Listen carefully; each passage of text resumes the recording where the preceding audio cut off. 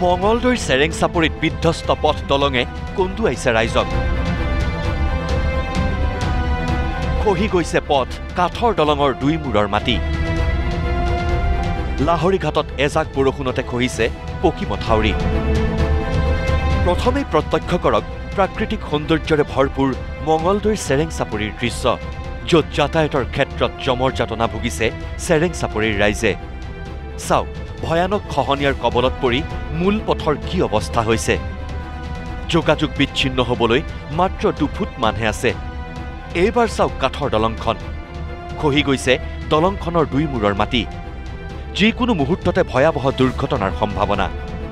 পথ খহি যোগাযোগ বিচ্ছিন্ন হ'লে নৈসৰ্গিক শোভাৰে পৰিপূৰ্ণ চেৰেং চাপৰিলৈ পৰ্যটক অহাৰো বাট বন্ধ হ'ব।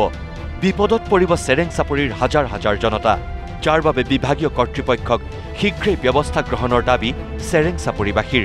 ভাৰত স্বাধীন হোৱাৰ আজি ৭৭ বছৰ পিছতো যে মানে এই কৃষি প্ৰধান অঞ্চলত মানে য'ত ইমান কৃষি সামগ্ৰী মানে উৎপাদিত হয়, আমি বেচিবৰ কাৰণে মানে সুবিধাজনক পথ নাই, গাড়ী অহা যোৱা নহয়, য'ত মানে মানুহ বসবাস কৰে, য'ত মানে চিকিৎসাৰ কোনো সুবিধা নাই, এম্বুলেঞ্চ নাহে, এনেকুৱা ধৰণৰ বিভিন্ন সমস্যাই মহিলাৰ আনকি বেমাৰ আজাৰ হ'লে ইয়াৰ পৰা নিব সুবিধা নাই, ফায়াৰ ব্ৰিগেড নাহে, জুই লাগিলে ঘৰ পুৰি যায়। আৰু এই ক্ষেত্ৰত আমি বহুবাৰ মানে চৰকাৰী বিষয় ব্যৱসায়ীসকলক মানে অনুৰোধ কৰা গৈছে, তথাপিও কাণসাৰ নাই। আমি কেৱল প্ৰতি বছৰে ভোট দি আহিছোঁ। দলংখনৰ একে অৱস্থা, য'ত মানে হানচৰ অৱস্থা। ইফালে লাহৰীঘাটত এজাক বৰষুণতেই জহি খহি গৈছে পকী মথাউৰি। ভুৰা গাঁৱৰ পৰা চেনিমাৰীলৈ যোৱা পকী মথাউৰিত সৃষ্টি হৈছে প্ৰকাণ্ড গাঁতৰ। বৰষুণতেই মথাউৰিৰ এই অৱস্থা। বান আহিলে কি হ'ব? সেয়ে শংকিত নৈপৰীয়াই মথাউৰিত সৃষ্টি হোৱা প্ৰকাণ্ড গাঁতসমূহ শীঘ্ৰে মেৰামতি কৰাৰ দাবী জনাইছে।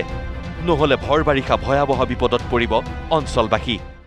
ইয়াতে যেনেকুৱা এটা খান্দন নিচিনা হৈ আছে, এইটো গাড়ী, 4-চকীয়া বাহন, মটৰচাইকেল, চাইকেল, কোনোবা অচিনাকি মানুহ আহিলে পৰি যাব।